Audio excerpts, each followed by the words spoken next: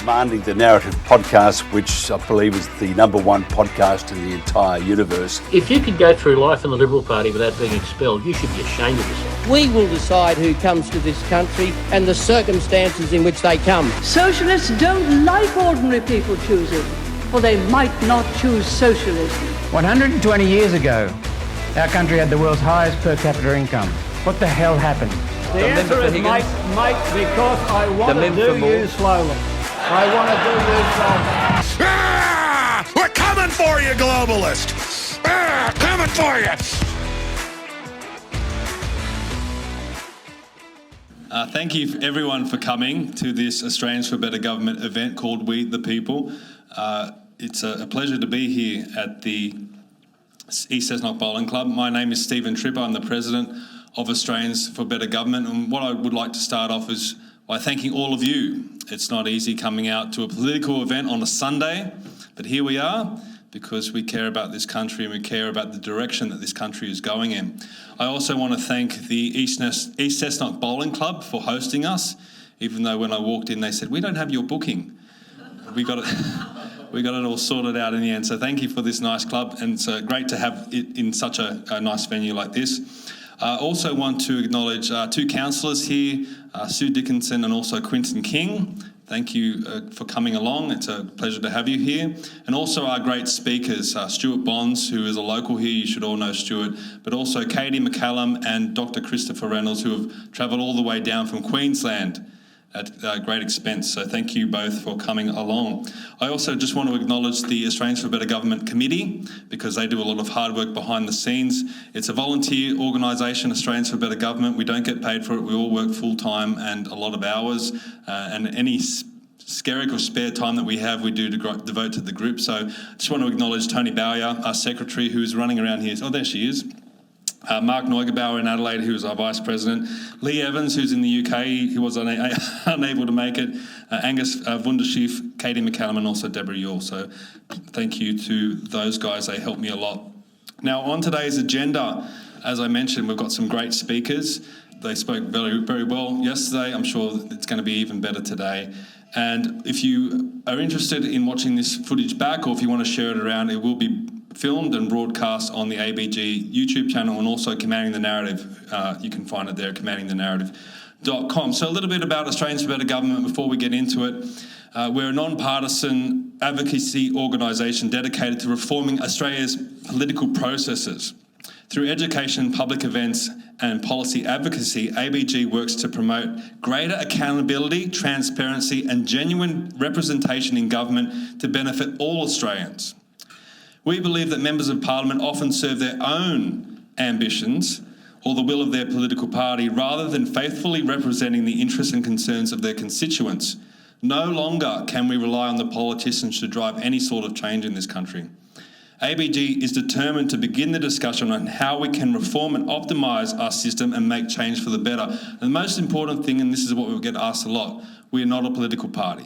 We're an advocacy group, separate from the political parties. We try and be non-partisan where we can. It's very hard, but that's what ABG is all about. So if you are a member of a political party, you can be also a member of Australians for Better Government. Now, what our mission is we want to reform the Constitution.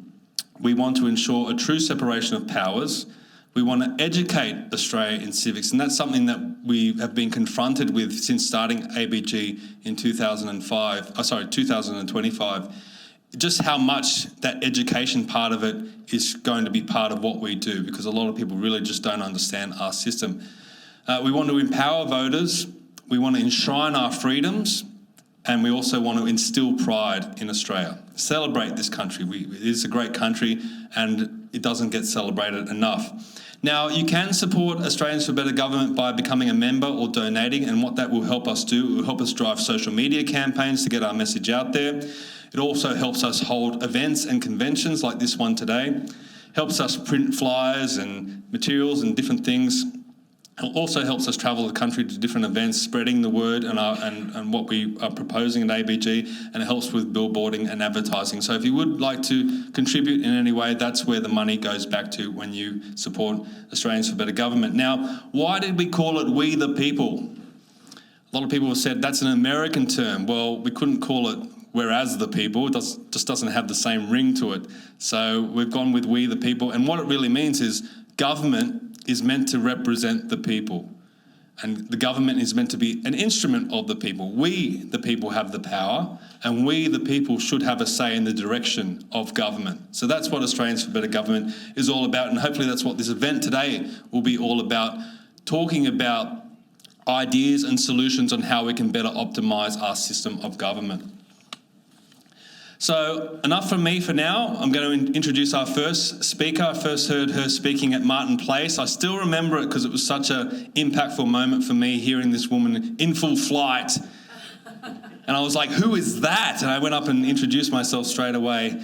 She's a mum. She works very, very hard. This lady works 7 days a week, 16-hour days running her small business. So she understands the pressures that everyday Australians and business owners are under, especially from government.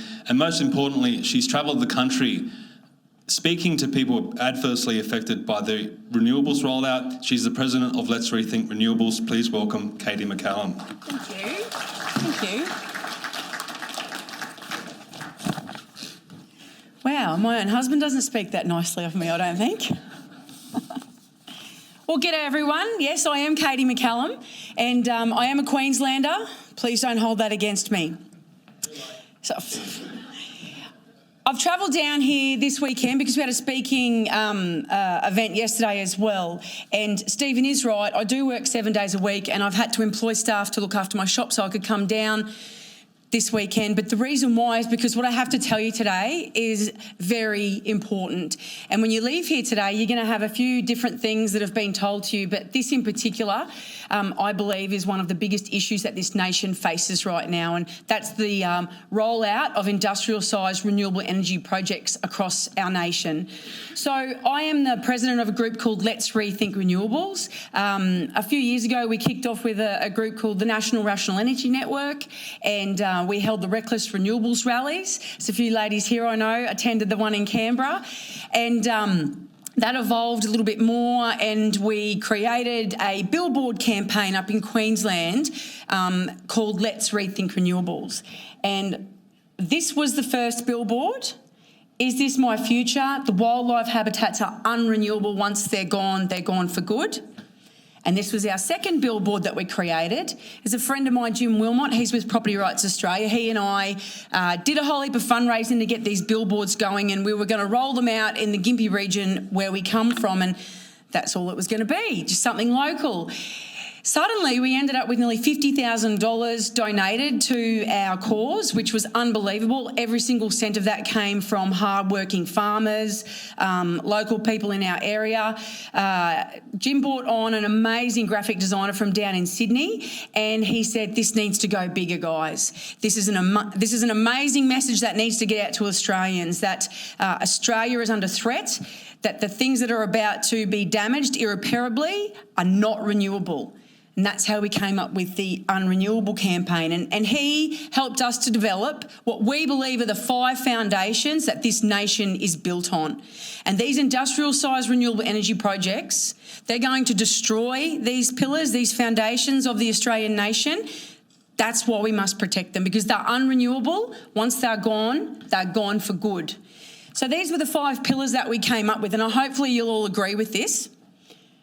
We believe that the productive farmlands of Australia, the rural landscapes of Australia, our wildlife habitats, our strong communities, and the most important one, our way of life is unrenewable. This way of life that we all live here in this amazing country, it is not anywhere else in the world. And it is currently being destroyed in rural areas around Australia. So once it's gone for good. So I'm not a scientist, I'm not a lawyer, I'm not an ex-government policy advisor. I am just a citizen of this nation who saw what was going on and decided it was time to use my voice and speak out. I am an ex-police officer, don't hold that against me either, but I was with the Queensland Police for a very long time, but nearly 17 years altogether I was with them for up in Queensland. So all I've come to tell you today is that There is a human cost and a community cost to this rollout of the net zero policies and the emissions reduction policies that the federal government currently has in place. And just as a reminder to everybody, in case you didn't already know, our government has signed us up to the United Nations and has told them that by the year 2035, so not very far away, we're going to reduce our emissions 62 to 70% underneath our 2005 levels by the year 2035. By the year 2050, we will be net zero, which is really hard for a person like me from the bush to understand, because I look out at the millions of hectares of land out there covered in trees, and I'm pretty sure we're already net zero. Pretty sure. I'm sure that you'll all agree with me on that. Yeah. So the question is, how do we get here? How do we end up with an amazing nation like Australia that's currently being destroyed by industrial-sized renewable energy projects? And you may all know about this already, but back in the 90s, the United Nations, that amazing organisation that everybody around the world thinks is going to save us all, the United Nations developed the Framework Convention for Climate Change. So they got together in 92 and they said, we're going to save the planet, because apparently it was dying. I was one of those ones in school that got taught there was an ozone layer hole above us here in Australia. Does everybody remember that? Does anybody know where the ozone layer hole is now? It seems to have disappeared. And they rolled that out to us at Gatton High School, where I went to school, and told us, join Greenpeace, that will fix it. So we all went home and got our $20 off our mums and came back and joined Greenpeace the next day and thought we'd save the world. But so the framework for climate change, that resulted in a couple of other conventions that were held, and you all know these. So we had the Kyoto Protocol. Has everybody heard of that? Yep. And then we had the Paris Agreement. So everybody hears the Paris Agreement now. Everybody talks about the Paris Agreement. So those two conventions or protocols are universal. Everybody on the planet has signed up to them. But there is an exception to the Paris Agreement. There's been a country in the world who's pulled out of it once and then they rejoined and now they've pulled out again. Any ideas who that country is? Yep. Good old Mr. Trump. So in his first administration, he immediately pulled out of the Paris Agreement, and now Biden got them back in, he's pulled out again. So what that says to me is that a functioning nation is able to remove themselves from the Paris Agreement. So you have to ask the question, why aren't we removing ourselves from the Paris Agreement? I'm pretty sure it's not going to affect us in any way. We'll still wake up tomorrow, the sun will still rise, there'll still be food to eat, there'll still be oxygen to breathe. So it's very concerning that we can't get out of it. So those conventions are legally binding, apparently. That's what we're told. So that's why we can't get out of them. And the thing that I'm not sure all Australians understand just yet is that these agreements, they are affecting and infiltrating every single aspect of your life and have been for nearly 30 years, whether you know it or not. Every single thing that goes on in your day, from the cup of coffee you drink, to the fuel you put in your vehicle, to the electrical switches you turn on when you get to work to get the air conditioning going, it is all controlled in some way by government policies that have been dictated to by these conventions from the United Nations. Every bit of it.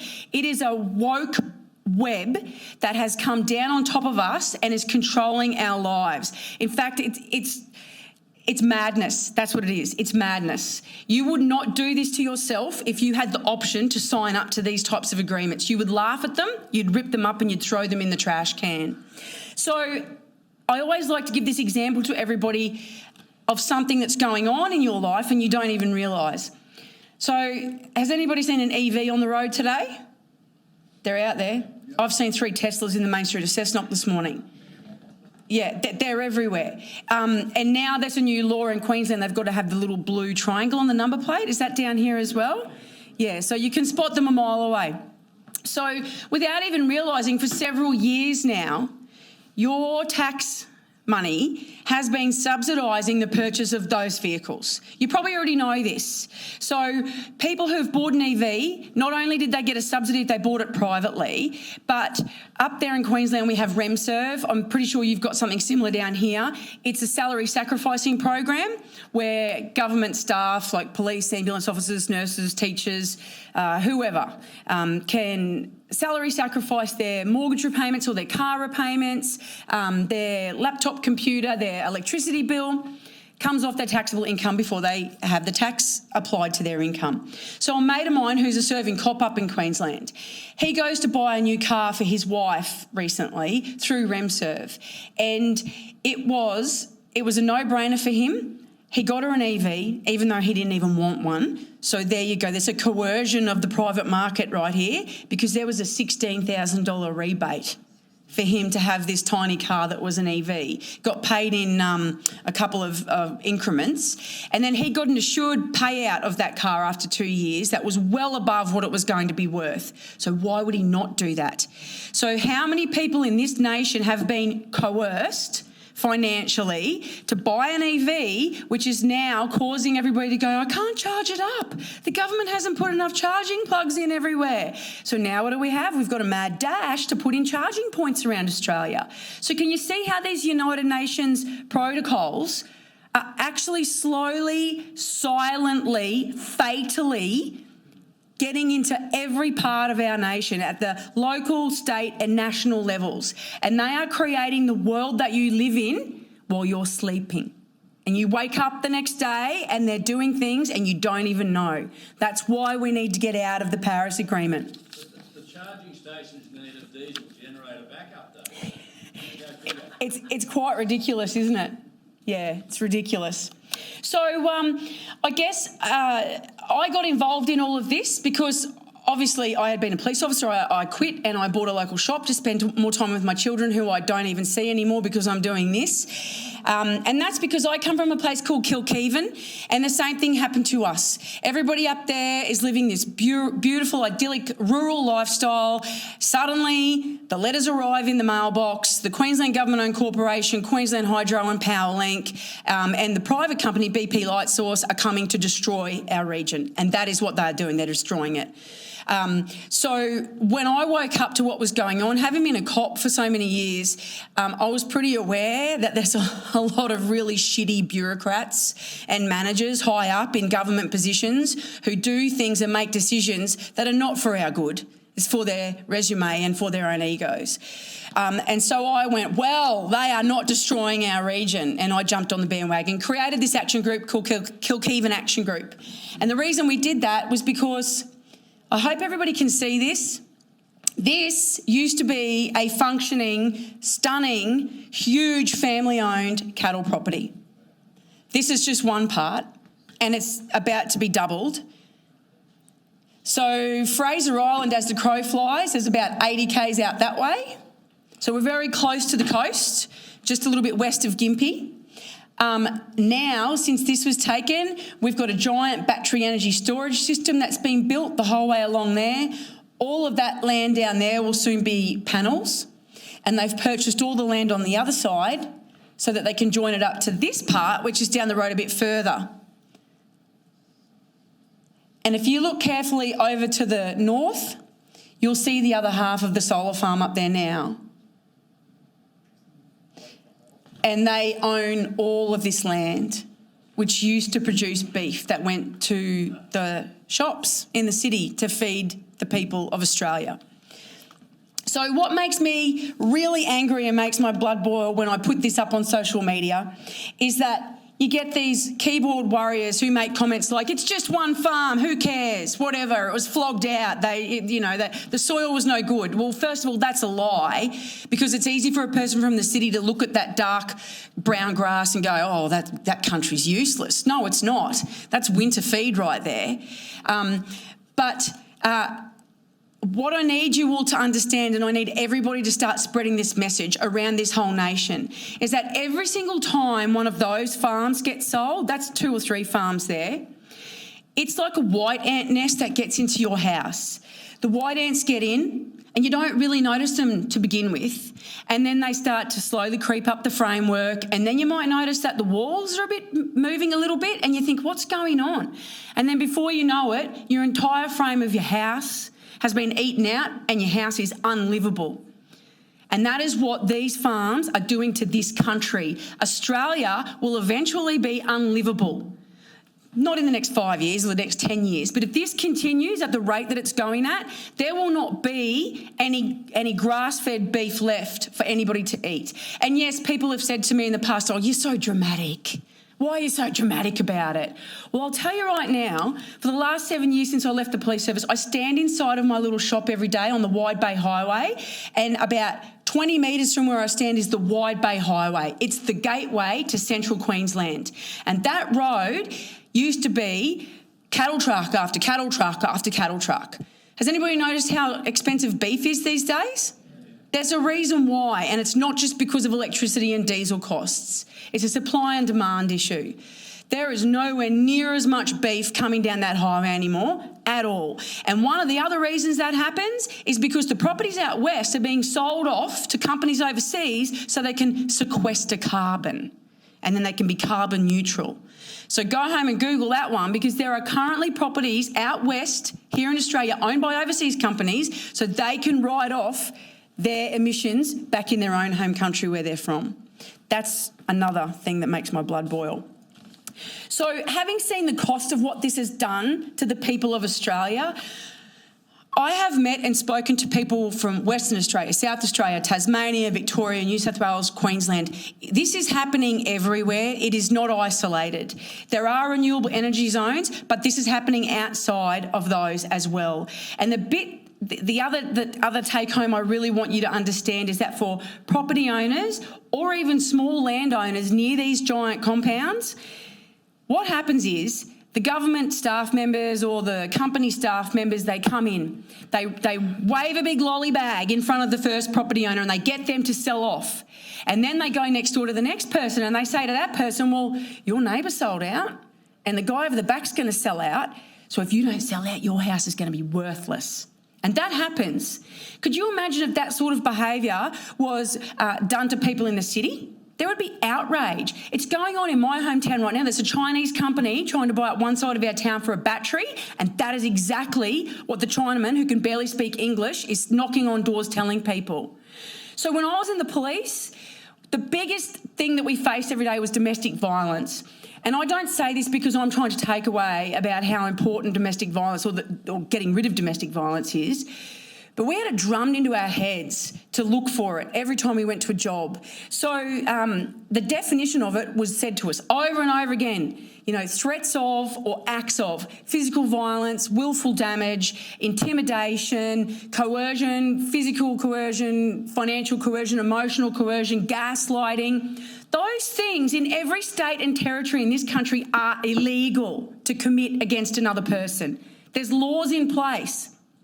But our governments turn a blind eye, don't they, when their own government-owned corporation staff members or these international companies who they rolled the red carpet out to turn up and start doing that to our citizens. Because a lot of the people where I come from and all the other places where I've spoken to people and I sit in on meetings and listen to their stories, they're in exactly the same boat. They may be a aged pensioner whose wife or husband has passed and they're living on their 20-acre block, just growing their tomatoes, living out their life. And then suddenly, Chinaman turns up and knocks on the door and says, if you don't sell to me now and sign this contract, you'll have nothing left. What in God's name are we doing, allowing these companies to come in and do that to our own citizens of our own country? It is just wrong, and it is going on. Don't think that this is over-traumatised at all, because it is going on. I can find people who can tell you these stories. I've stood in front of grown men in their 50s and 60s while the tears have run down their face while they've told me what's happened to them. These people have worked their entire lives to get to this point so that they can retire and live their life out on the property they bought or their hobby farm, and now they've got it threatened by that stuff that you guys just saw there on the screen. It's an actual abomination.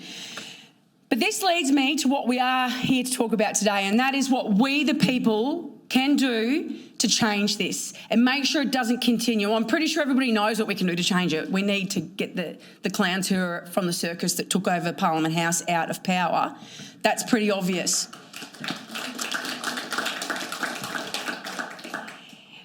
But what we also need to do, like Stephen has just said, is we need some sort of constitutional reform. We need to start talking to people about how we can ensure that this sort of thing never happens again. Because at the moment, we've got a bloke in charge of the Climate Change, Environment, Energy and Water Department. His name's Chris Bowen. You'll all be familiar with him.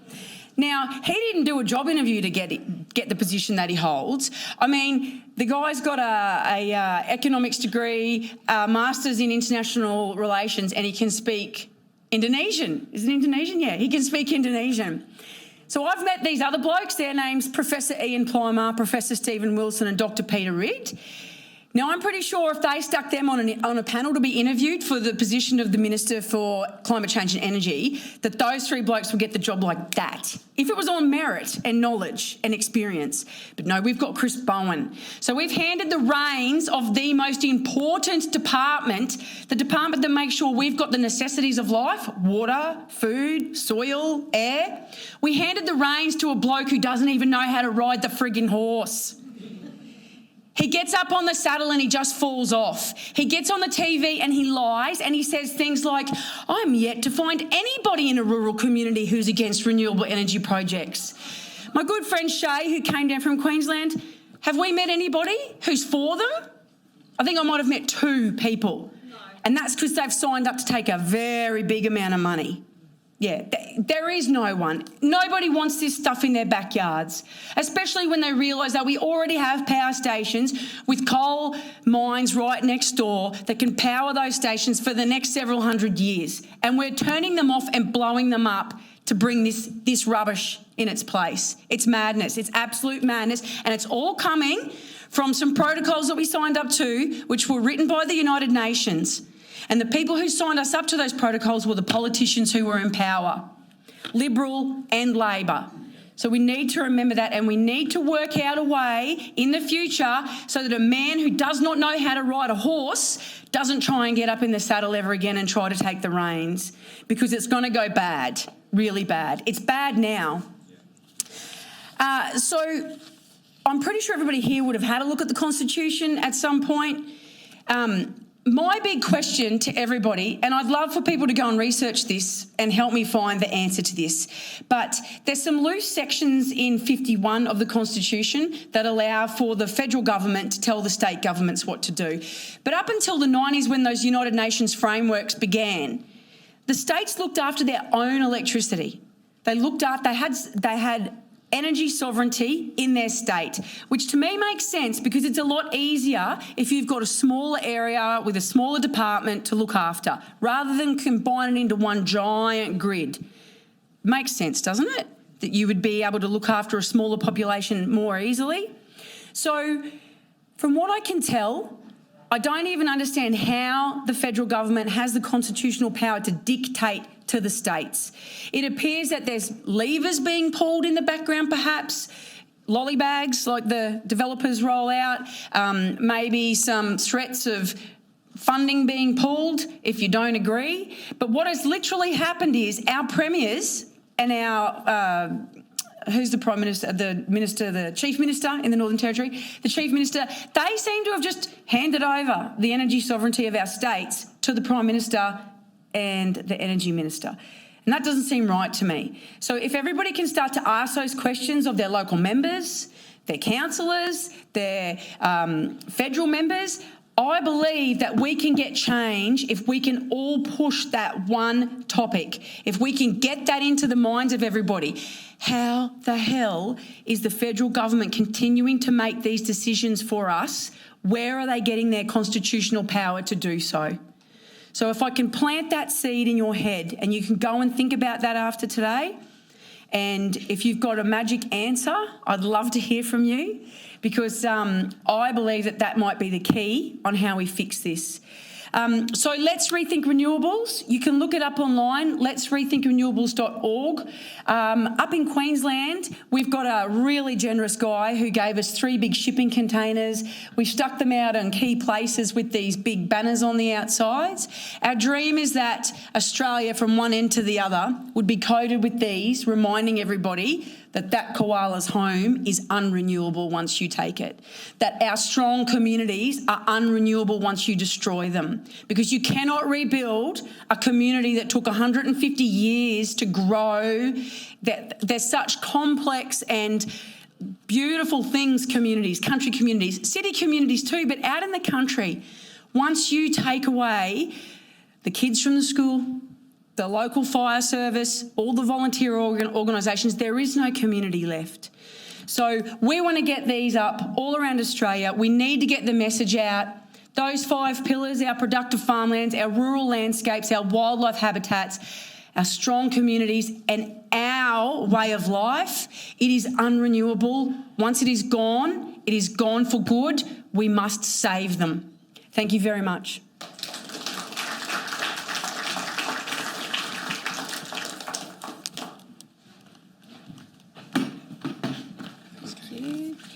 Wow, what a speech.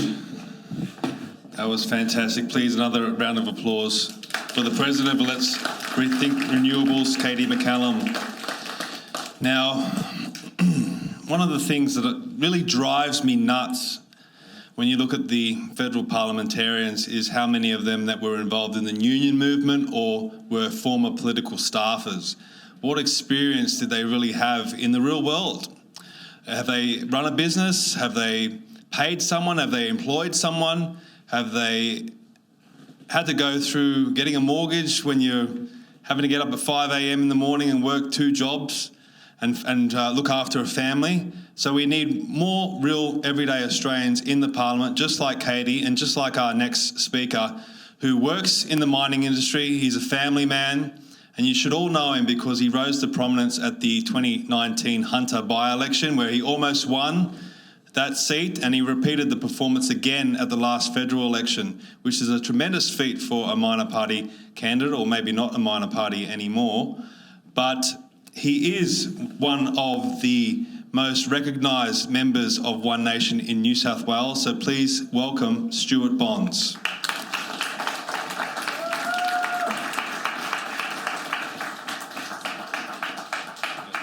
Geez, that was a good intro.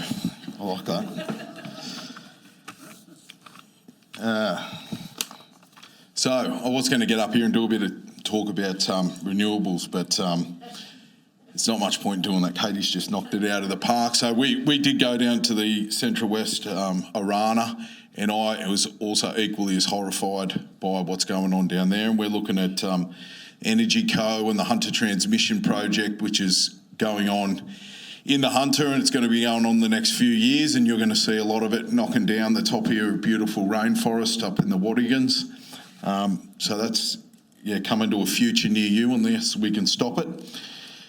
But I'm going to change tacks a little bit. So we are being attacked on multiple fronts here, and this is typically the way the lefties do it, is they're getting us on the energy front. We're arguing about gender. We're arguing about culture, but I'm here to talk about the culture part. We are led to believe that this country is a racist colony that's built on stolen land by a group of individuals that had the White Australia policy till the 70s. It was all white people. But we're also led to believe that Australia was built by immigrants at the same time, right? So which one is it, So we've got hundreds and hundreds of thousands of people a year coming into the country, and we're told that we have a housing shortage, These things are just, the lunatics are truly running the asylum. So recently we got to look into the way that some people are living out in central Australia, mainly the Aboriginal community. There has been hundreds of billions of dollars have been thrown at this problem, and when this young girl went missing and they invited the news crews out there and they did a walk through the home, a lot of commentary online was about the living conditions that that young girl was living in. And yet you have the Prime Minister and his ministers go up, they go up to the, is it Gadigal? What's the big thing they go up to where they pay thousands of dollars a head to cover himself? Garma, their Garma festival, cover himself in smoke and pretend like they're doing something about these Aboriginal communities when really they're just doing nothing at all.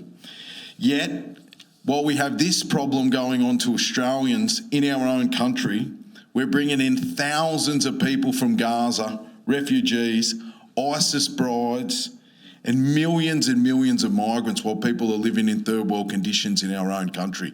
It is a disgrace. It should not be happening, and this is some attention needs to be put onto this. Now, Pauline brought this up many years ago about this welfare. Aboriginal welfare was really white people welfare. It was white people ripping off the Aboriginal welfare system and feathering their own nests, and there was no money getting to the ground.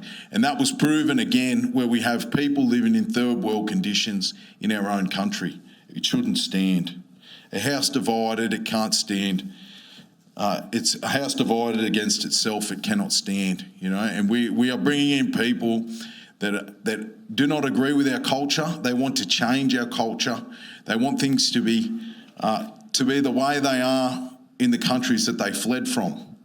It's a disgrace that we are bringing these people in, and yet the Aboriginal Australians that need our help are not getting it. Now, on the energy front, I am a coal miner. I've been in the industry for about 20 years now. I feel old when I say that. And they say that it ain't what you know that'll get you into trouble. It's not what you don't know that'll get you into trouble. It's what you know for sure that just ain't so. And Katy pointed out that we have individuals running these systems that don't know anything about them. And this is a serious problem. Now, you notice this when people come in to different operations and they change the management upstairs and they try to change the way that the business is run. And it can drive that business into the ground. And that's what we've got at the moment. The government's operating like a business. It's taken over the affairs of private institutions, what should be private institutions, energy companies, transmission companies, and it's doing the bidding for them. And it's terrible at it. Right? The government is terrible. It is inefficient. We know that if you want to stuff a project up, the person to give it to is the government. You look at the blowout of the mother of all white elephants. What's his name? Snowy Hydro 2, Malcolm Turnbull's pet elephant. Gone from $2 billion, going to be the biggest battery in the world, and it should be already operational by now, and we're going to be 10 years behind, and the total cost is going to be $40 billion if you include the transmission line. And they say, you can't include the transmission line into the project. That's a separate project altogether. Well, how is the thing going to ever get the power from where it is into the actual grid? It needs the transmission line. The thing's it is literally a white elephant without the transmission line. So here we got that project. Then we've got the Central West Arana has blown out from the original $600 million to $6 billion. Right? They're out by a factor of 10 with this stuff. Now, when they told us that we're going to become a renewable energy superpower, we're going to have all these renewable jobs, life's going to be a nirvana, right? You can't believe, they sounds like Donald Trump, right? You can't believe the amount of wealth that we're going to have in this country, We're going to, so many renewables jobs, we need all these immigrants because there's going to be so many renewables jobs. The opposite is true, right? We're living in opposite land. This is going to drive us into poverty. We are not going to have any jobs. We are not going to have a functioning functioning electricity system. That is what's going to happen. And then because we're going to be in so much debt for all this stuff, the recovery is going to be near on impossible. It is important, and I look at this as a civilisational threat that we are under at the moment from this government. It is a cultural threat and it is an economic threat, right? They are bringing in people, they do not like us. And then they are changing our fundamental systems beneath our feet. They are shifting and they are changing them, trying to get blood out of a stone, right? You're trying to create something. Renewables energy superpower does not exist anywhere else in the world, and it is foundational to modern civilization, electricity. Have a look at what's happening over in South Africa. Have these rolling blackouts, right? Your power could, and it's intermittent too, you don't know when it's going to happen to your business, and it'll roll in and 8 hours later, the power will go off and then 8 hours later it'll come back on again, and you don't know when in the day this is going to happen. Sometimes it's 3 hours, sometimes you get power all day. How the hell is a society meant to function when that sort of thing's going on? You know, we're getting dirty power into our system, which is, you know, you have your 50 hertz these things need to run on, and it's very, very fine for your CNC machines and your computers and that sort of thing. And when that 50 hertz is interrupted, only slightly, it starts to burn out all your microprocessors. And there's a lot of businesses in Newcastle. Actually got approached by some people that asked me if I knew anything about it. And I did know that it was possible, but I didn't know how widespread the problem was. And these guys are now putting in scrubbers to clean the electricity out of the grid to go into these machinery shops. So we are creating massive, massive problems for ourselves. And the whole time our electricity prices are going up, and we're being told it's because of those coal-fired power stations over there that provided us with reliable electricity for the last 150 years. You know, the lunatics are in charge of the asylum. I said it before, I'll say it again. Look, I want to leave it there. I want to say thank you guys for hosting the event, for putting it on. Thank you guys for all attending. I know it's a Sunday. It's nice weather outside too, which makes it difficult again. Just on the, we had the Nepean by-election last night. I think we're sitting at about 25% of the vote. Now, this was like a blue ribbon Liberal seat down there, so extremely difficult. It was always going to be very hard. I talked to Warren Pickering before it, and I said, look, my personal point of view is if we can get over 20%, you know, that'll be good, because that sort of confirms the polling. And they did a lot better, actually. They got 25%. So I think that there'll be a lot of worried people. Obviously, the media is going to say that's it, like you didn't win, so, you know, you're out of the race. That will not be the topic of conversation around those tables, I can tell you right now. Because if we did that well there, then once we start going west, we start getting into the 30%, and that's when you start winning seats. You know, Liberals are only at 37 or 38% in a blue ribbon seat, so they've got nothing to pat themselves on the back about. So anyway, Farah next weekend, their pre-polls are all week, and Farah's next Saturday, so tune into online or Sky News or something and watch that result coming in, because I think the whole country will be watching that one. So anyway, thank you for the Australians for Better Government, and yeah, I'll see you all next time.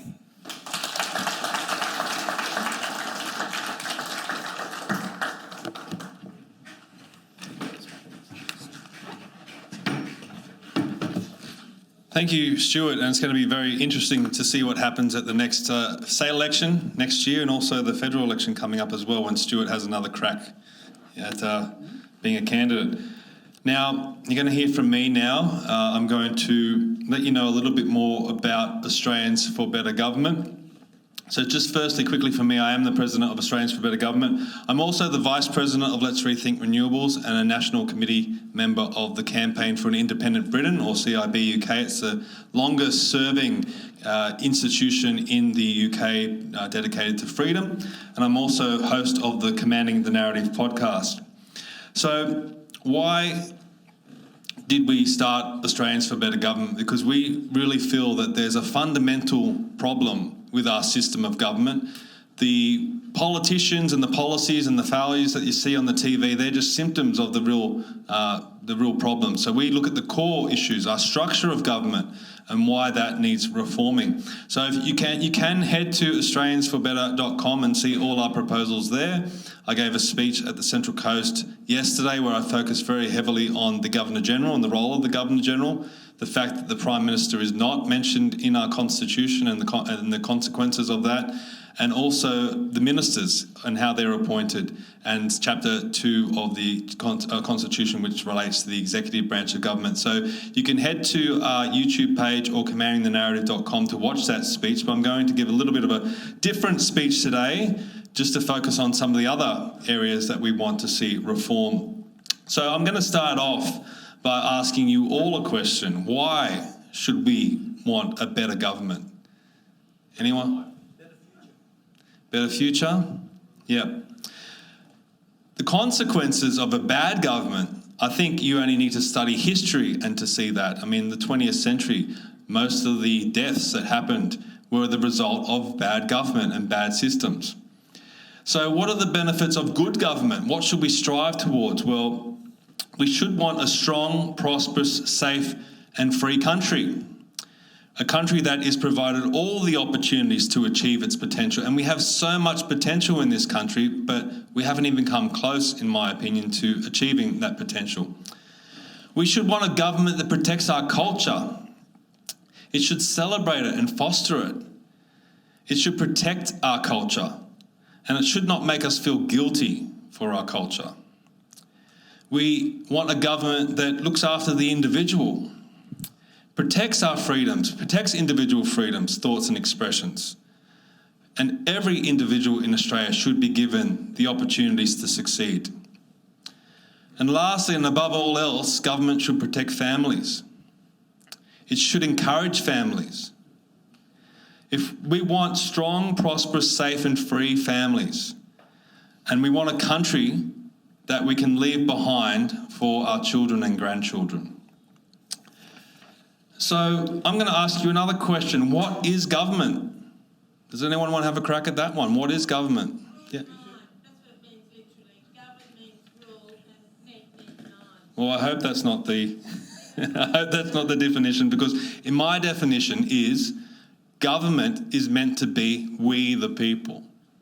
It's meant to represent the people. It's not meant to be an authoritarian figure up there dictating to us, because the people really have the power. Citizens taking responsibility of their own affairs. That's right. Citizens taking responsibility of their own affairs, but also responsibility of government. What is their affair? Yeah. So we need a revolution of thinking in this country, and we need to put a lot more focus on our system. But part of that challenge is also education. And that's one of the things that we've really discovered in starting Australians for Better Government, or how much education is needed in civics. Not just for our youth, and we would love to roll out a civics course in the schools, but I think all Australians need a bit of a education in civics and our system. So how do we break the chains of apathy?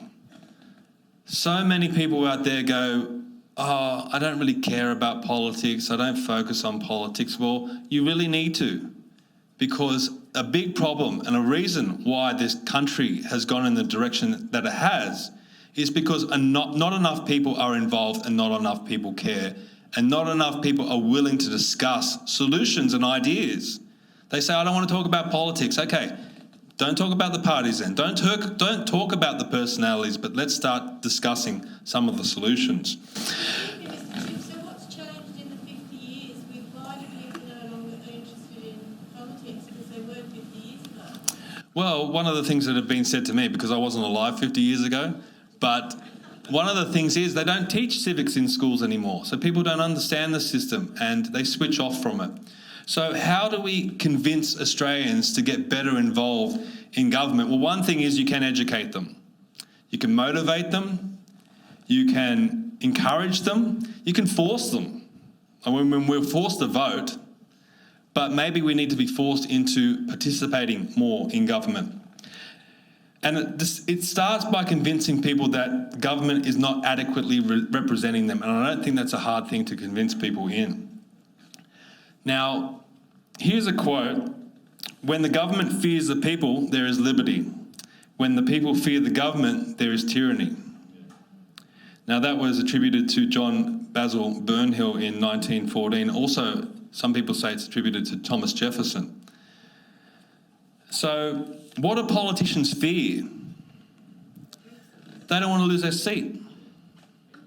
And that's where Australians for Better Government come in, because if we have enough members to say to those politicians, hey, come election time, we're going to campaign against you if you don't support our positions, that's where true power comes from. They also fear accountability. And that's one thing we haven't seen enough of, especially since COVID, accountability for government actions. So how do we build accountability into our system? So some of the things that Australians for Better Government are proposing are recall elections. We see this in California. Now, no system's perfect, and that's why we call it Australians for Better Government, not Australians for Perfect Government, because there is no perfect system. We're dealing with human nature, and what might work now might not work in 50 years' time. But that's why we continually need to have these discussions, and even if ABG was to get all its proposals through tomorrow, we would still exist to keep having that discussion on whether our system of government is working. So let's say you've got a PM that stands up there at election time and says there will be no carbon tax under the government I lead, and then when they're elected, they bring in a carbon tax. Or another Prime Minister that campaigns against net zero, and then the very next thing he does is fly overseas, come back and says to his party room, we're going to sign up to the Paris Agreement. And the people that voted for those Prime Ministers go, hang on a second, I'm passionately against those issues. You said you weren't going to support them, and now you have. That's where a recall election would come in. If there was enough people that were angered at the direction that their government was taking them, or a member of parliament, one in particular, then that would trigger a recall election. And we see that in California. It does work. As I said, no system is perfect. One of the other things that we're proposing is citizens-initiated referenda, and I see some One Nation T-shirts. I know that's one of One Nation's policies. We also believe in binding plebiscites. So that's a vote that cannot be ignored by government. So if there's enough of a groundswell of people wanting to push forward a new policy or something to happen, it could go to a citizens-initiated referenda or a binding plebiscite vote, and then you could see that push through. Now, we've just seen the South Australian election. They have the South Australian Voice to Parliament down there, despite the fact that the people of South Australia voted against the voice referendum. The South Australian state government brought it in anyway. And when they did have that vote, less than 11% of the people eligible actually turned up to vote. So that's a system that's definitely not working. It's clearly against the wishes of the South Australian people. So why can we not then go to a plebiscite to repeal that vote and not just rely on the politicians to make all the decisions? The last thing, and one more thing on citizens-initiated referenda. A lot of people talk about enshrining our freedoms and free speech, and Ralph Babet in the Parliament is trying to push through a referendum to enshrine free speech in the Constitution. He's only asking for a vote. He's not asking for it to be put in there. He's saying, let the people of Australia decide whether or not we want free speech in the Constitution, and the politicians are saying no. Well, if we had citizens-initiated referenda and you had enough support from the Australian people to at least say, let's go to a vote on whether we should enshrine free speech or trial by jury or whatever it might be, then that's where citizens-initiated referenda would come in. Now, another thing that John Ruddick spoke at one of our meetings in Sydney, he raised this. He said we could also have citizens-initiated veto. And Stuart Bonds spoke about the Snowy Hydro too, and how Malcolm Turnbull came out and said it was only going to be $2 billion, but now it's blown out to $42 billion. And people say, well, why don't they just cancel it? And there's precedents for it. When I live in Sydney, when John Bradfield built the Sydney Harbour Bridge, the next stage of that was to build tunnels to the northern beaches and to the eastern suburbs, railway tunnels. Now, if you know anything about Sydney, you would know of how many things that would solve if those projects went ahead with our transport issues. But it didn't go ahead because they had the Depression and the government canned it. So you can go to the city circle now and find abandoned tunnels and abandoned platforms where they built those, but then abandoned it. So why don't they abandon projects like the Snowy Hydro too? Well, the answer is it's a giant battery. And when the wind is blowing, and we do get wind droughts, when it is blowing and when the sun is shining, then you get an abundance of power, because they have to overbuild the net zero system for it to actually work. So that excess power has to go to a battery to get stored. Otherwise, they will need coal plants to continue working. So if they were to cancel the Snowy Hydro too, what happens?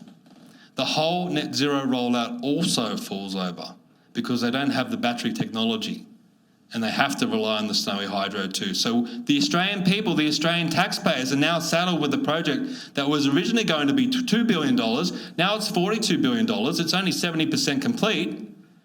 Who knows what the total cost will be? And what power do we have to stop it? Because the politicians never will. So that's where citizens-initiated veto will come in. So there are some examples of what we could do, systems that we could bring in to build into our system more accountability. So some other ideas. Direct democracy.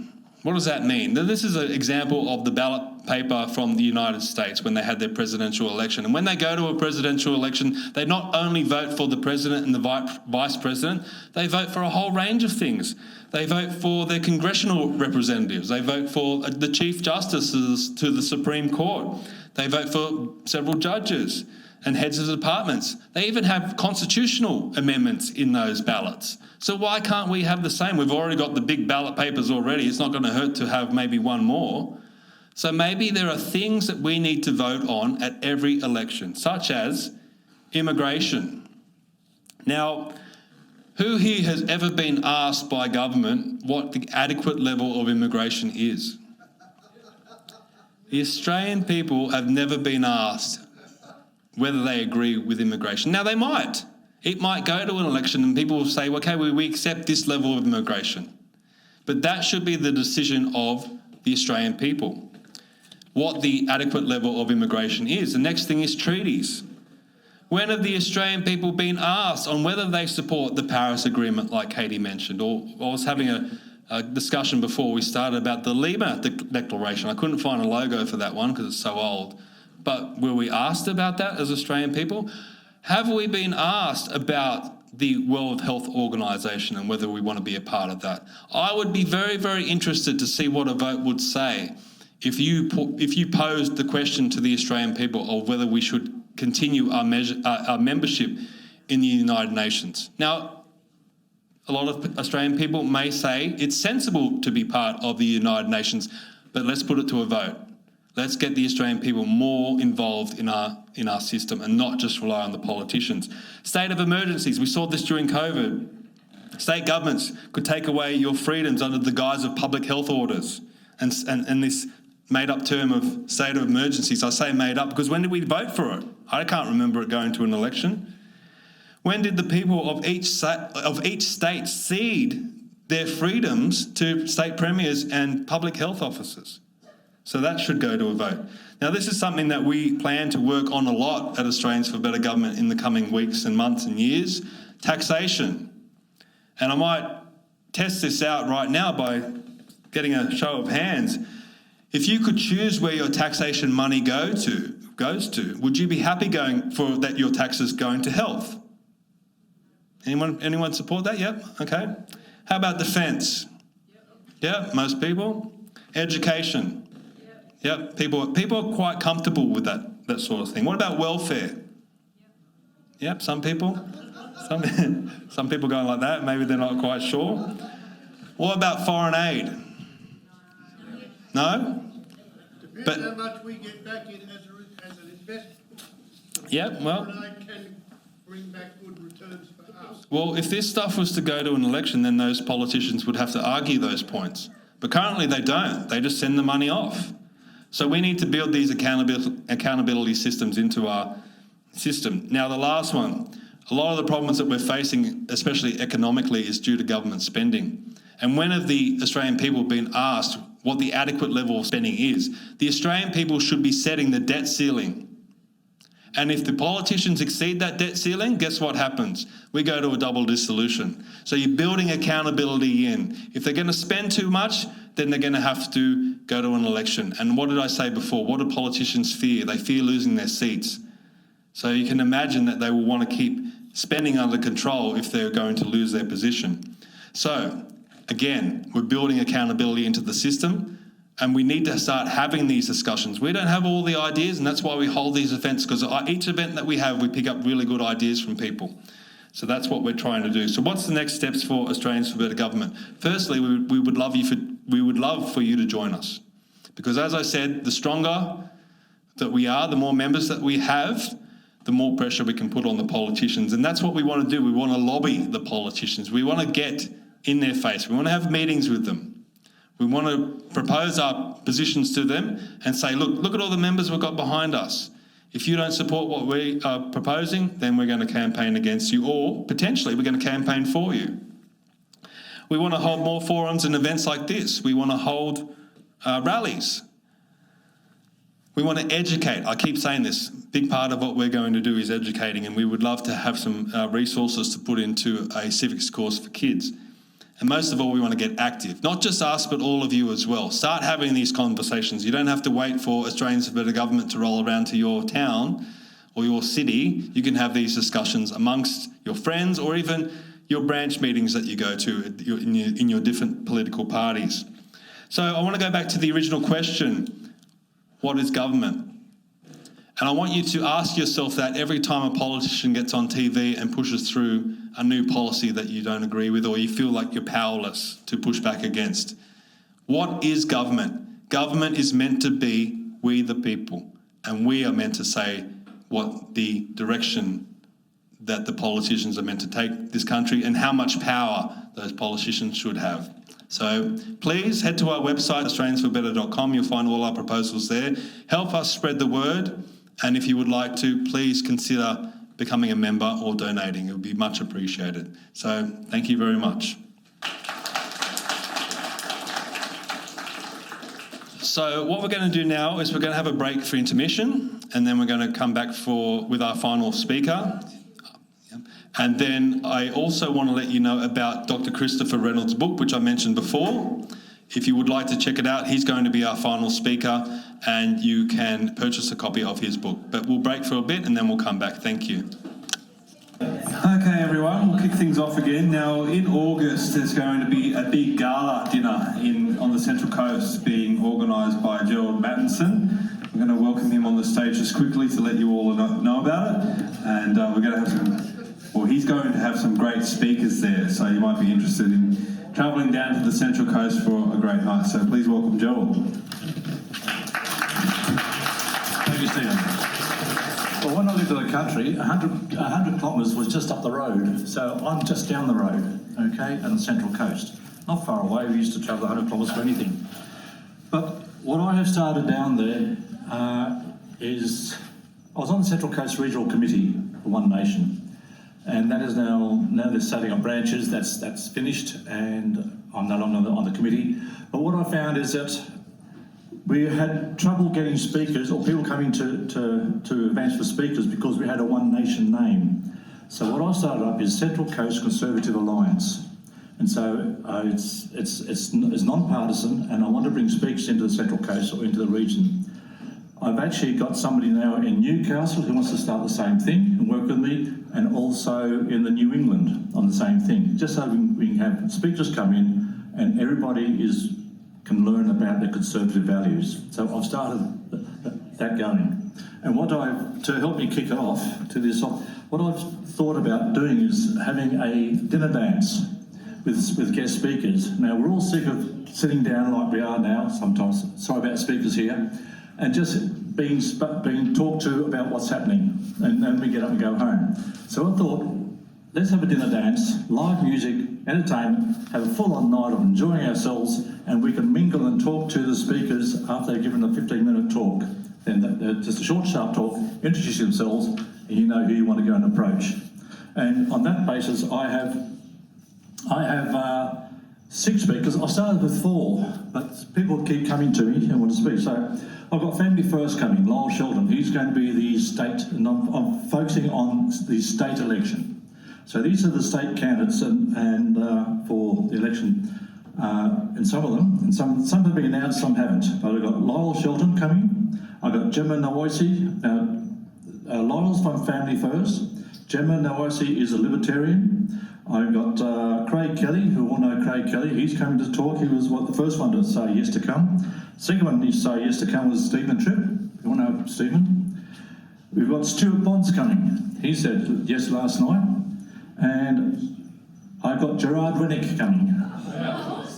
Okay, so it's just down the road. It's full on. It's from 6:30 to 11 at the Mingara Club. I've got pamphlets here to hand out. I do have a website called Central Coast Conservative Alliance.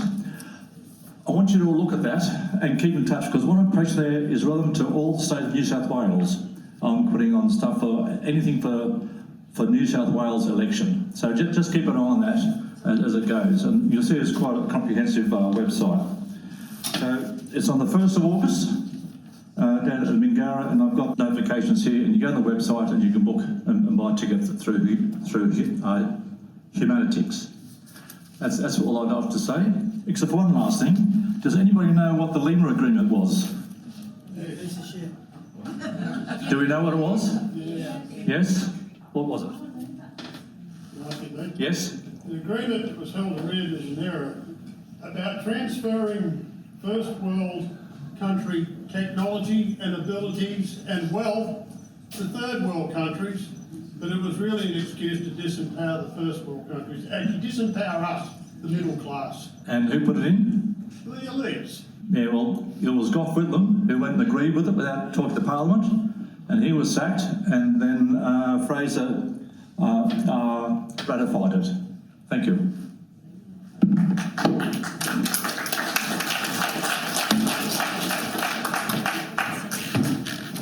Thank you, Gerald. What was the website again to get the tickets?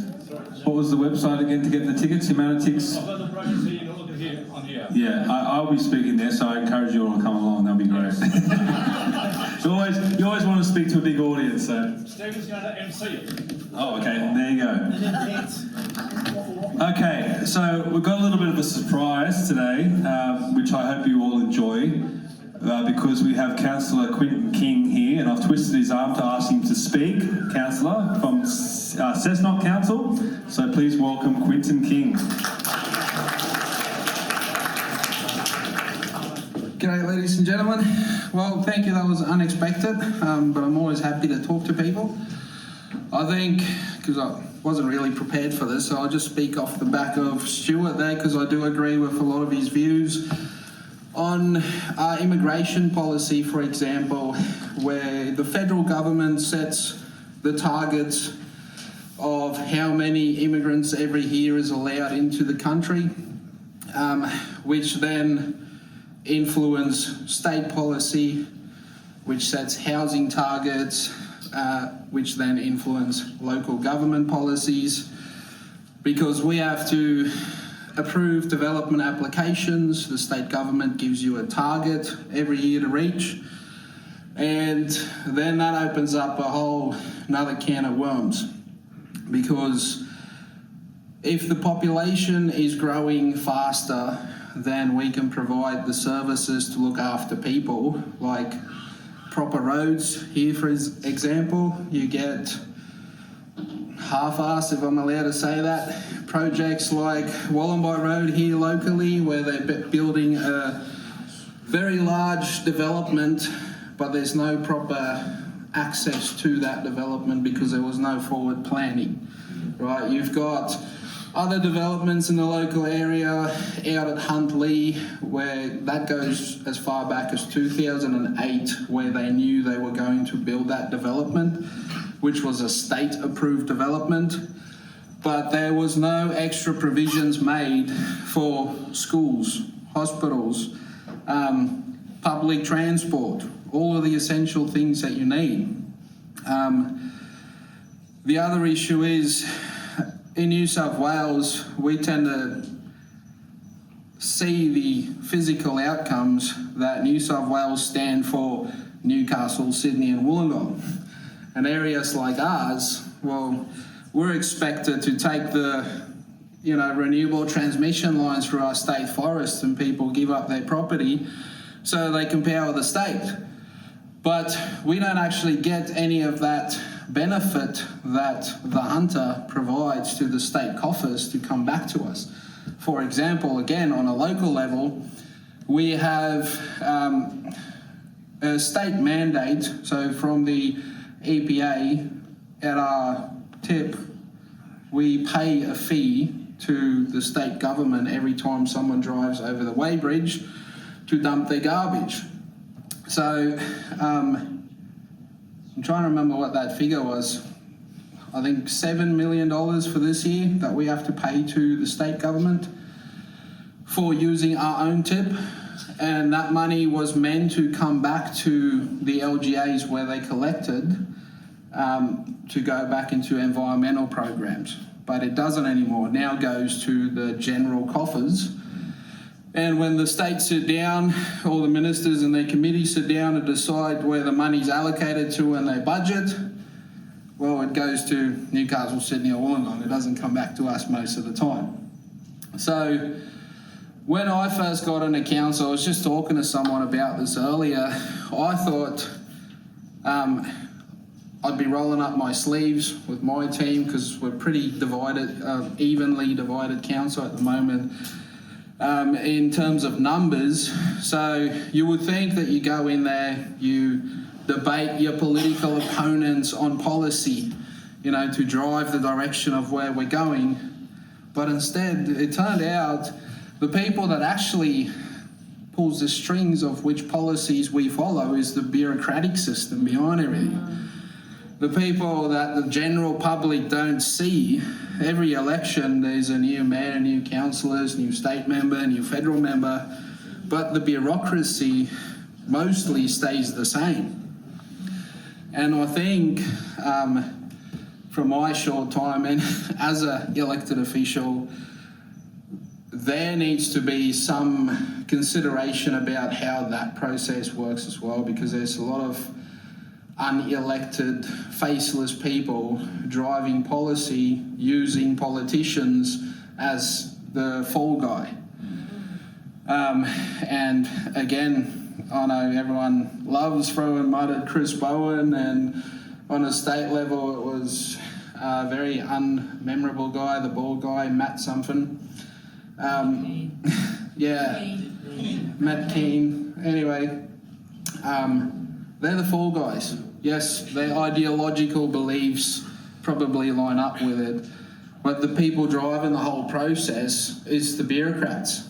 Until you get the government of the day in charge, clean house like they've done in Argentina, where you get a chainsaw and they go, hang on, your beliefs are stopping you from doing what the elected members is asked to do by the voters, then you should probably have some sort of an exit strategy for those kinds of people, which comes down to management. Anyway, but because I had nothing to say today, I'm waffling on. But my point is, there's a couple of elections now, like Stuart mentioned, there's a Farrow one on November, there'll be a state election in Victoria, then March there'll be one for New South Wales. So these things, you can see the local impact, right, of election results. So I would encourage, I'm sure everyone here is probably already involved in politics, but get people involved in politics, because no one actually listens until it hits their hip pocket, when fuel prices hit skyrocket or electricity prices is too high. And then everyone's angry at every single politician they see on television, but no one actually ever attempted to talk to that politician and say, I don't agree with you. I'm going to vote differently next time if you don't change, this policy that I disagree with. So it's everyone's responsibility to let people know, because I personally experience it a lot of the time when people may not always agree with the decisions that I've made in a council vote, but no one comes up and actually tells you, these are the reasons I would like you to vote this way. You know what I mean? Like, I can't read your mind.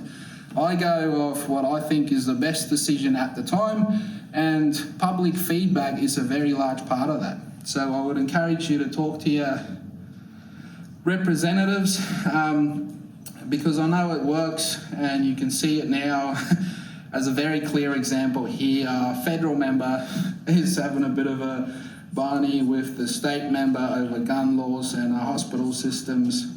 So play them against each other. Make your views known. It's your responsibility to talk to your politicians and exactly tell them, stay on them, make them know your name.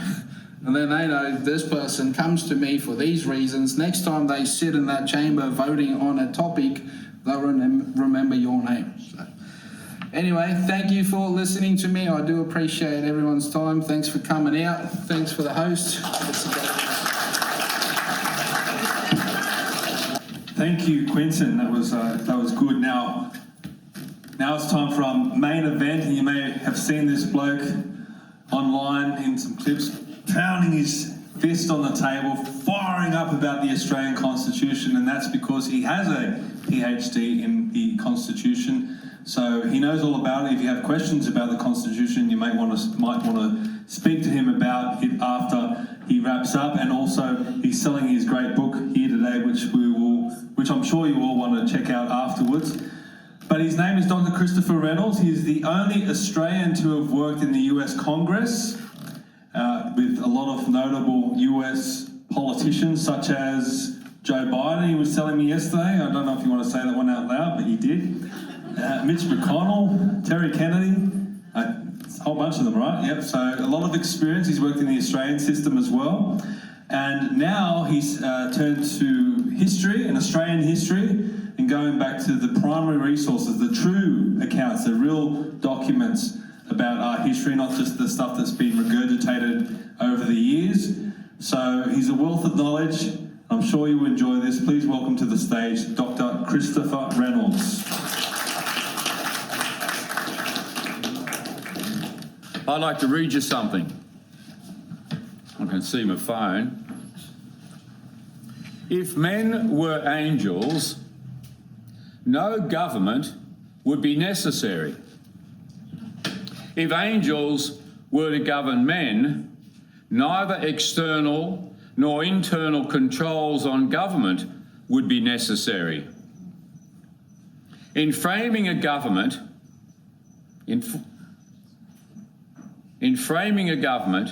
which is to be administered by men over men, the great difficulty lies in this. You must first enable the government to control the governed, and in the next place, oblige it to control itself. A few months ago, I was in New South Wales Parliament House, and I got introduced to His Excellency Sir General Peter Cosgrove. So with a beer in my hand, and Peter and I, started to get to know each other a bit, I then said to Peter, "Now, how'd you get on, mate, being Governor General?" And he said, I went off to America for some funeral or something. He said, and I couldn't say a word. I was the Governor General, but I didn't have permission or the capability to even represent Australia in America. And I said, "Well, mate, it was fun. Glass of beer in my hand. I got a photo." I said, "Well, mate," I said, "that position of Governor General has for a long time been nothing but a cipher. You do what you're told. But," I said, "today, being Governor General is no better than being Mr. Auto Pen." I've got the photo. A few days ago, I don't know where I am today, this must be Belgium, if it's Tuesday. But 2 days ago, I was in Hobart, and I was having lunch with Erica Betts, a former Deputy Prime Minister, and he's now the Treasurer of Tasmania. And over lunch, I said, I was coming out, and I said to him, "Eric, I've wandered around Hobart," and I said, "I don't see any construction cranes." Didn't see any. And he said, "Oh, but that's about to change. We're going to get this great big stadium." Oh. And he said, "But there is a problem." He said, I haven't been allowed to see the contract." And I turned to him, "You're the Treasurer of Tasmania, and you're saying the Premier won't let you see the contract with the company that's actually going to build it?" And I said, "Well, what are you going to do about overrun? I mean, if is there a clause that stops them or a penalty when they decide they're going to increase these incredible budgets?" He said, "I don't know." He said, the Treasurer, doesn't have anything to say about this contract. I said, that sounds pretty unconstitutional to me, you know, that you are in his position. But I've got another story that's just the same if I get around to it. But here is a problem that we have got with government in this country. Now, in the last year, 50 weeks, I did 80 talks like this in 50 weeks. That's about 8,000 people that I spoke to and mixed with. And of course, I'm talking about this book, What a Capital Idea. And this is almost the last of 2,000 copies have been sold across Australia in just that 12 months. And as you can see, you know, this isn't a little paperback. And the reason is that this is the most accurate and most comprehensive write-up of Australia's history that has ever been written. And even when I sent a copy to Geoffrey Blaney, if you know he's been at this for 70 years, he wrote back and said, my goodness, he said, the research is unbelievable. I actually learned something. Your mother would be proud. I know, I love that bit. And he's actually reading a chapter I've written at the moment for what I'm doing at the moment on the secret plan behind the New South Wales venture. And you've never, ever heard about what else was going on beside the fleet coming to Australia and how the British brought on the French Revolution. So he's keen to have a look at all of this incredible stuff I've been writing up. It's only a few months ago that His Majesty King Charles wrote to me to thank me for sending him a copy of the book. Did he read it? Let's see. I'm waiting for him to write back and say, on page 57. But the last two chapters deal with the Constitution. And I want to tell you a story. In Hobart, in 1867, there was a young fellow by the name of Andrew Inglis Clark, and his father owned a foundry next to the docks, next to the port. And because he was in Hobart, the whaling ships, the American whaling ships, would come in. And he was mixing with the sailors and the captains, learning about American politics. Well, the Civil War was on, it was just finishing in this year. But there was a blockade against the whaling ships and oil and all that sort of thing that goes with war. But there was one ship, the Montgomery, with Charles Hamilton as the captain, who continued to come into Hobart and Sydney and get supplies. And so the day came that the Montgomery pulled into Hobart, and the captain sent word to young Andrew, 19 years old, that he'd meet him in the pub near the dock. And the pub was the Hope and Anchor. You know, this is research trying to find the name of the pub that they met in. And 3 nights ago, I had the great privilege of actually speaking in the Hope and Anchor Hotel. I was beside myself, you know, with this. This is where it was all happening. And it was at that meeting that young Angus listened to stories about Thomas Jefferson and the writing of the Constitution that he said, I want to go into politics. But to do that, I suppose I better become a lawyer. Well, Dad wasn't terribly happy about it, but nevertheless, the boy pursued his career. He did get into politics, but by the time it got to 1891, which becomes an incredibly significant point in our history, this man had written, Andrew, and said that he was a Democrat, he was a Republican, which was a dirty word back then, you know, Democrats and Republican government compared to responsible government and now sovereign in charge of her empire. But there he was. He knew enough about the American Constitution. Now, when we think about democracy, we often think, it means that the people are going to vote. It's the people's government, by the people, for the people, of the people. Now, this concept of democracy runs all the way back to the Greeks, and it was this idea that it was the populace who were involved in the politics of their country. But just voting and having representatives isn't democracy. China has representatives and votes in their local districts for the next level up to the next level up. Russia also has the same system, so that Putin might be the president, but he's not the leader of the parliament, and the parliament and Putin get elected. But I don't know whether you'd want to call communism democracy. What is democracy? It's not just representation. The democracy that Andrew Inglis Clark and Jefferson and Hamilton and Hume and Madison and so many more were into was English political philosophy that came from names like Locke and Hume and Spinoza. And they were developing this philosophy that was alternative to fascism or even the sovereign control of nations. But as I read through this, and particularly, you end up with this incredible phrase that you've all heard before of life, liberty, and the pursuit of happiness.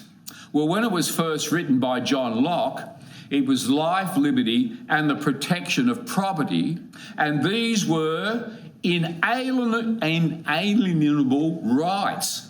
You could not take them away from your right as a human being.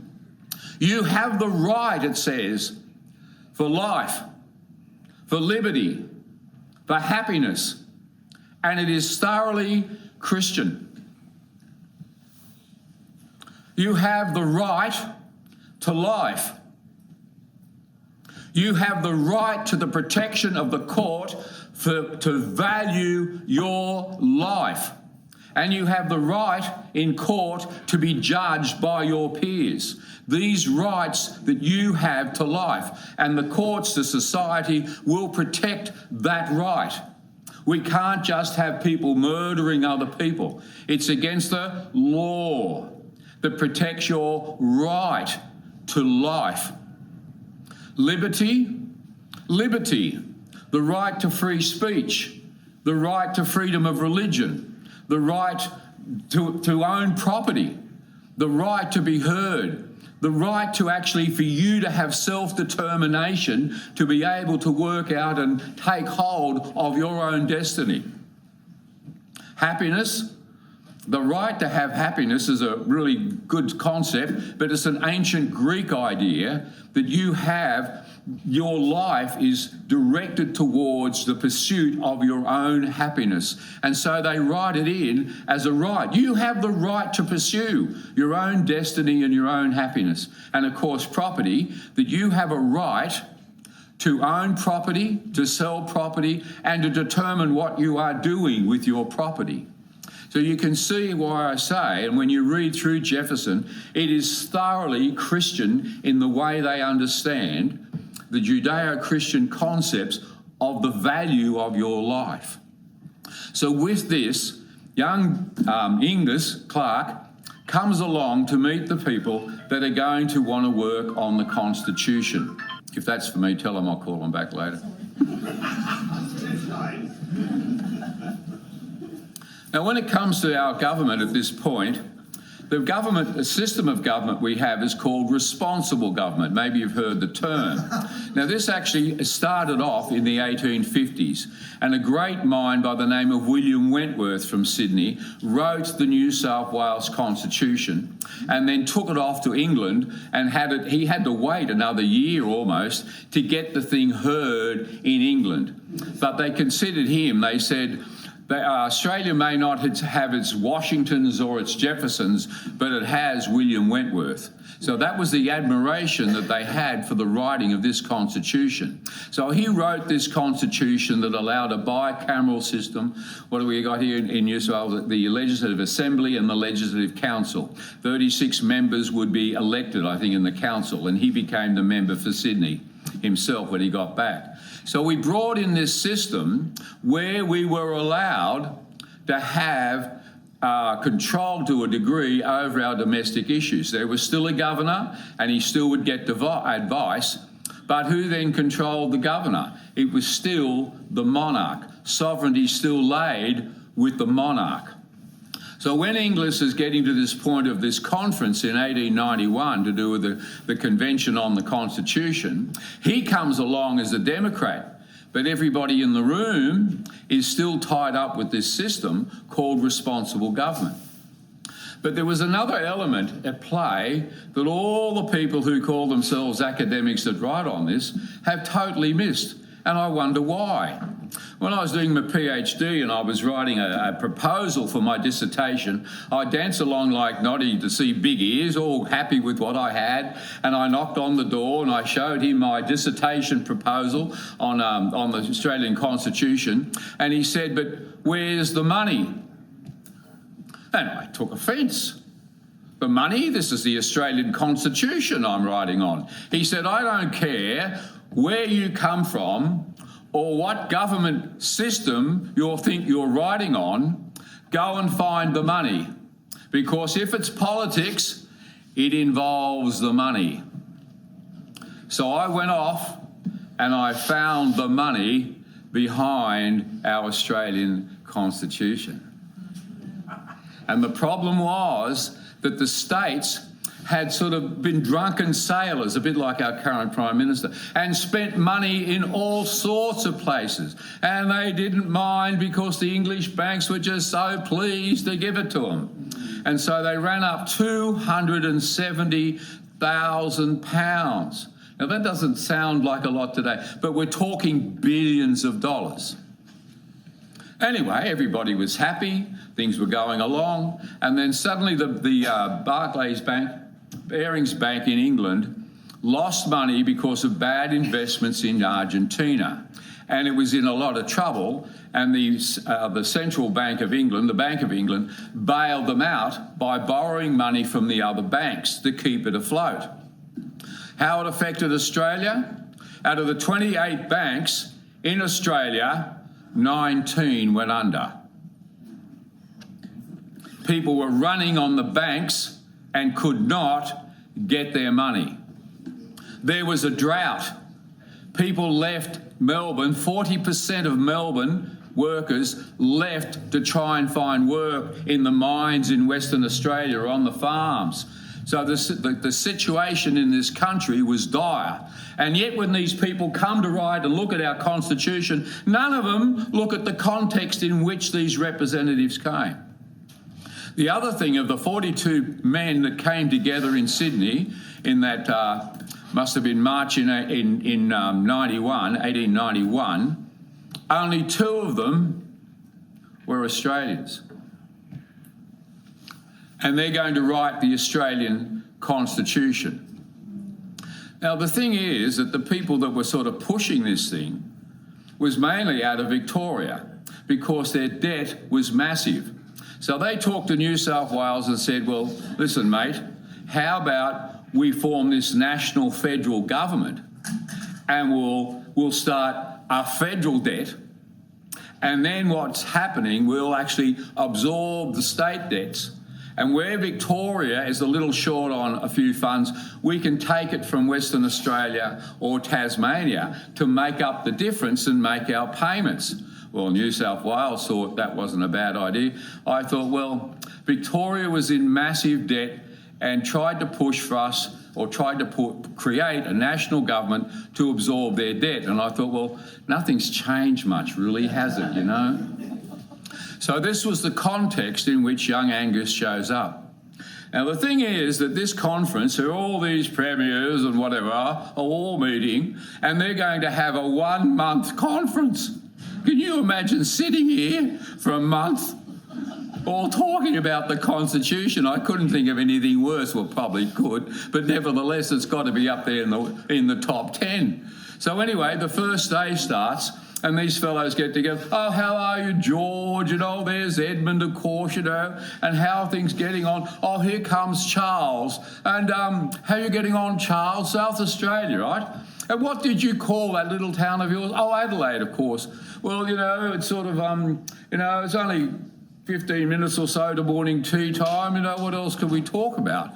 And while they're all sitting there, young Angus walks in, and he comes up to this illustrious table, because he's just from Tasmania, and they're not going to give him any attention. He's the Attorney General at this point.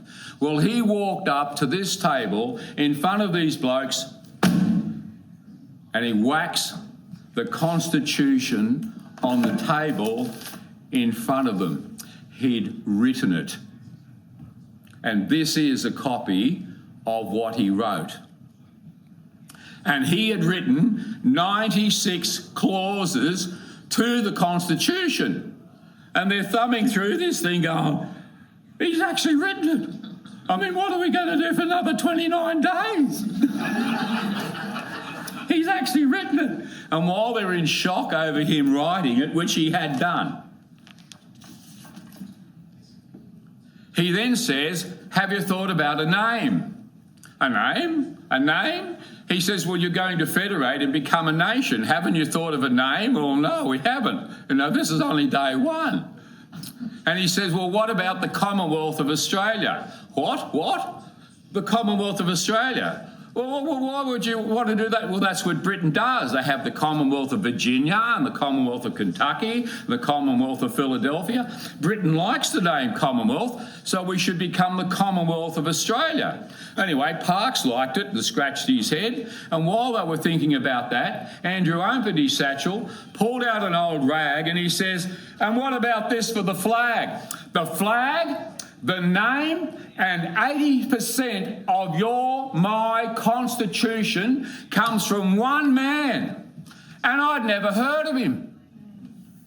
There is only one founding father for this country, and it's not Griffiths, and it's not Barton, it's not Deakin, it's Andrew Inglis Clark. And we don't even know this incredible mind of what he brought to us. Now, here was the conflict. How are we going to protect the money? Don't mention it just yet. And the other thing is, well, we like responsible government, not democracy. How are we going to continue to have responsible government? What's responsible government?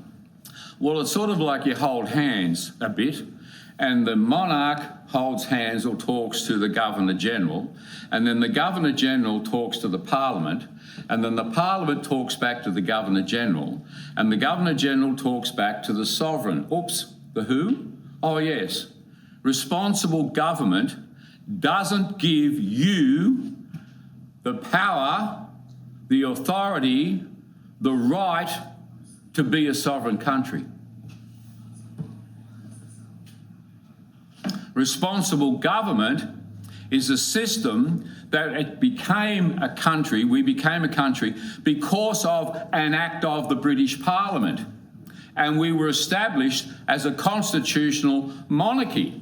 That's a good phrase, they thought, a constitutional monarchy. We're writing a constitution and the monarch can be in charge of the country. Now, the people that were concerned about the money had to make sure that this line about the Privy Council stayed in, because if any of these states start mucking around and doing things or saying no, and it all goes back to the Privy Council or whatever, or they come through us, we can push it on to the Privy Council and they can sort them out, because they will be protecting the British banks. And that's what the whole system was about. But there was a third element. Apart from the money, apart from this business of the philosophy of democracy that was getting stepped on, there were a couple of people that saw an advantage in what was happening. And after Andrew presented this document, and they were all just confounded with what on earth they were going to do next, the Easter long weekend came along. And so the fellow from Queensland, Samuel Griffiths, had come down on his lovely steamer yacht. And he invited half a dozen fellas to come and sort of spend the Easter weekend on the yacht with him. One person, when I got into it, called it a lovely weekend picnic. And I thought, yeah, and how much were you drinking? They called it a picnic, but they did not invite Andrew. He spent the weekend in the hotel, and these men then went over his document. because, you see, they saw the opportunity for parliamentary supremacy. So while Andrew was up for the separation of powers, which is the judiciary, the parliament and the executive, which extends to the separation of powers between the federal government and the states, they didn't like that. So they decided to take out the whole section on the judiciary, and the parliament will look after that. Don't you worry about that. We'll look after that. And the other thing is, let us take the legs off the Governor-General. So while this document says that the Governor-General has the power over the military and he'll run the government, they then slip in a clause, 64B, that says, and all the Executive Council people that are advising you shall be members of the Parliament. Oh, wait a minute.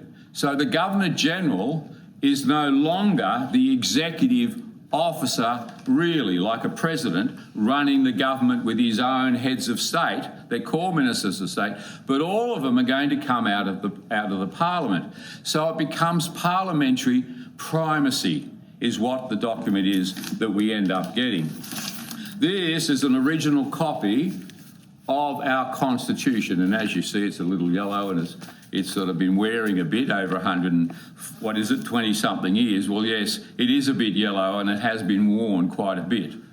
So the document ends up with, well, it didn't. Andrew Clark then fought and got the whole section on the judiciary put back in. But they move executive, parliament and judiciary around, and they put themselves first. So our Constitution says, yes, we have a monarch and it's all very lovely, and here comes the Parliament.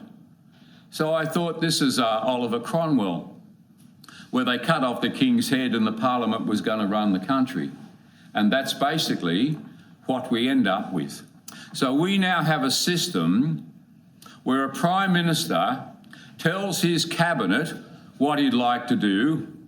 The Cabinet then tells the Parliament what the Prime Minister wants to do, and then the Parliament then goes and tells the Governor-General what the Prime Minister wanted the rest of them to do, and then he just signs it on a Thursday afternoon over a glass of Shiraz. I know, I've been there, and he just signs it and talks about the weather, or she does now, and anything else that happens to bother her or something. But there is never a question by the Governor-General of the Parliament and what they're doing.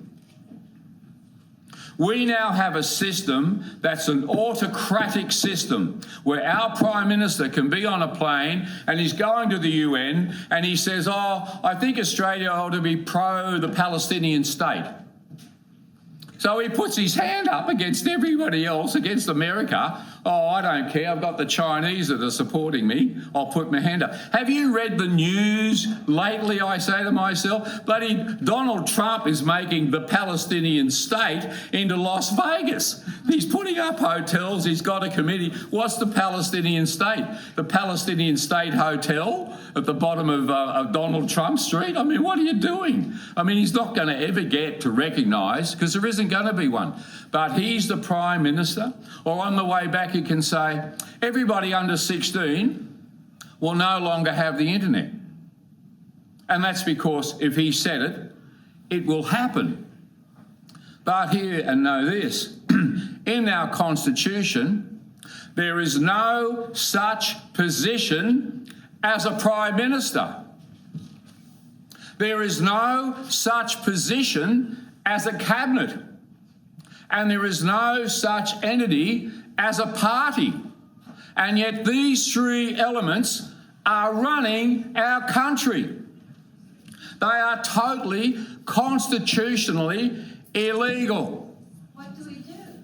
Well, how did they... Wait for it. Wait for it. No, later. Now you put me off. They are constitutionally illegal. And yet I say, well, how did we get this position? How did we get a constitution, but it doesn't have these people that are running the country? And they say, oh, convention, dear boy. convention. It's sort of a bit like cricket, you sort of follow the rules and we do as we've always sort of done. And the Governor-General just goes along with it because, well, all his ministers are members of the Parliament. So the Parliament then says, when he gets a Prime Minister, right, Frank and Bob and Mary, I'll give you ministerial posts, and I'll then tell the Governor-General that, these are the people that are now secretaries or ministers of state. And then these people, of course, as you've heard, get these magnificent jobs. As much as I like Jacinta Price, why would you offer Jacinta Price the Department of Defence? Why? But she didn't get it. But they offered it to her, and I couldn't understand the logic. Now, what happens in America? We heard about the bureaucrats, and that's the flaw. That is the real flaw in our system. Because Eric Abetz says to me, as at lunch the other day, he says, talking about what he's doing in the power, he said, I sat down with the Secretary of the Public Service, and I said, you're going to cut all these jobs, I'm cutting back the budget. Oh, Mr. Minister, I can see this is a great idea, and I know they might be a little upset with the 5% usual growth per year that they're going to spend on their their trips across the world that they need to do, but I don't think we really ought to be just cutting back like that. And Eric had a bit of an argument with him, and then he said, if you don't do what I want, I will find somebody else to do it. Oh, well, if you put it like that, Minister, I can see that we probably could cut back some jobs and some money. Eric said he had to threaten the man to get him to do what he asked him to do. The bureaucracy, these mandarins of control, the faceless, nameless, overpaid, can't sue them crowd that are earning phenomenal amount of money are telling these ministers what to do. Why do you think we can get these dingbats, but for want of any other word, that get to be the minister for X, Y, and Z? He rolls up and he says, I've got all these great ideas. That's lovely, Minister. We've got this 3-year budget plan, and we promise that when the budget runs out and you still have a job and we haven't changed government, we promise that we will consider to put it into the next lot of plans. I've been in the room when they've said this.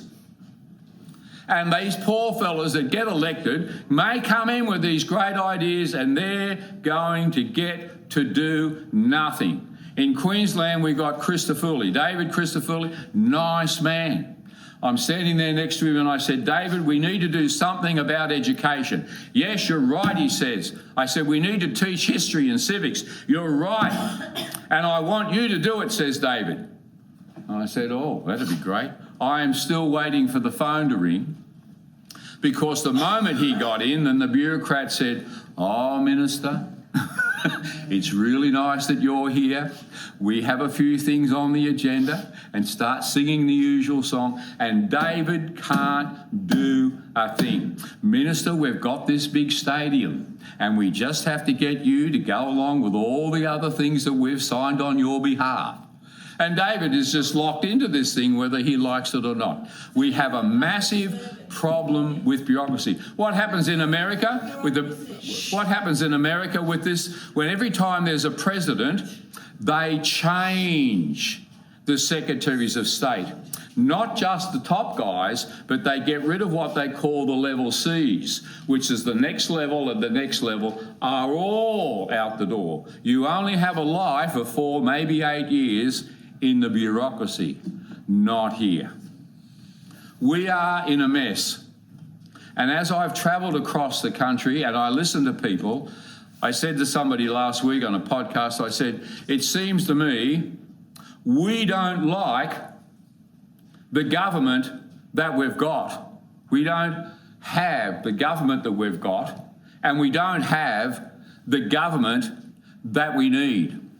It's only a matter of a few weeks ago that the South Australian election was held, and 160,000 people, registered voters, didn't even bother to show up to vote.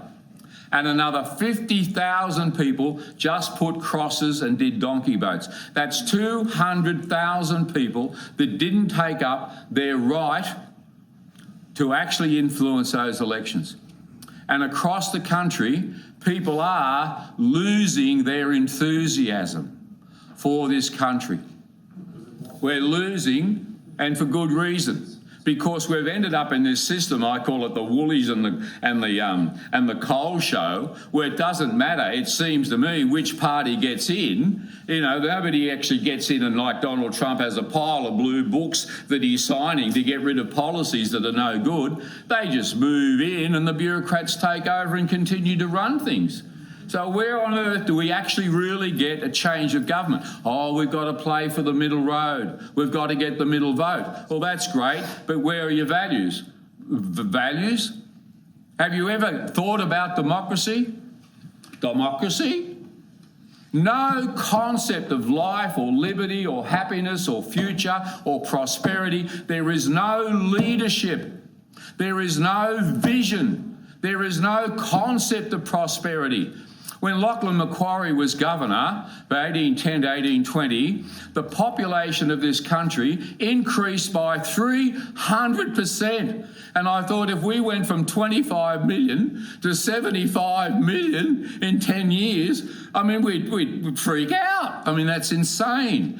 How on earth did he do that? Because they had a vision of prosperity. Where is ours? And he didn't have a public service either, yes. No, but he had public banking, didn't He brought in public banking. He introduced the Bank of New South Wales. He brought in money. He brought insurance for shipping. He built docks. 200 buildings went up. Oh, yes. He built the infrastructure. Government built the infrastructure that allowed commerce to develop. And that was that it was still a vision that they shared together with prosperity. No, wait for later. So with this vision, where is our vision and where is our leadership? We are in a mess. There is no doubt about it. When I see there's people on the street in their thousands protesting about Australia Day, what on earth is happening? We are in a mess. When I hear that the greatest cause of death of young men under the age of 34 at the moment is suicide, and I don't know what to do. I mean, the people are so hopeless. They're so depressed. They have no concept or hope in their own lives. Young men would commit suicide. What on earth has happened to our country? Ladies and gentlemen, this book, which is a rewrite of Australian history, and it's a factual write-up of our history, needs to be read. You think you know Australian history? I would strongly doubt it until you actually see the real facts. There wasn't any invasion. There wasn't a gun bullet fired by a military person against or killed an Aborigine in the first 27 years of the colony. And then when a group of renegades were causing a lot of trouble, and the night one of them cut off Mrs. Lewis's head was the line in the sand for Macquarie, and he sent 3 regiments out to get that particular group. But there wasn't any fight, there wasn't any, frontier wars, but the Aborigines moved into the colony in Sydney within 2 years, and Arthur Phillip was made an Aboriginal elder and given the name Wallawari. Why don't we know that about how incredibly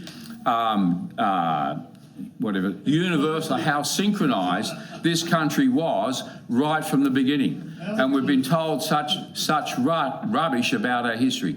You know, with our gold rush, this was the greatest gold rush in human history. 150 ships pulled into London in 1852, and 40% of the world's gold was coming out of this one place.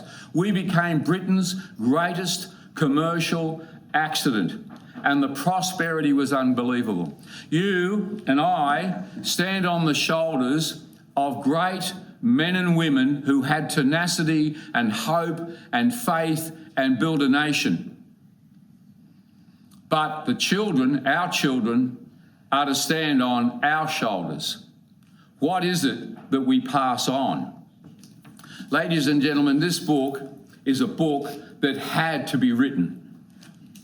And now it is a book that needs to be read. God save the King.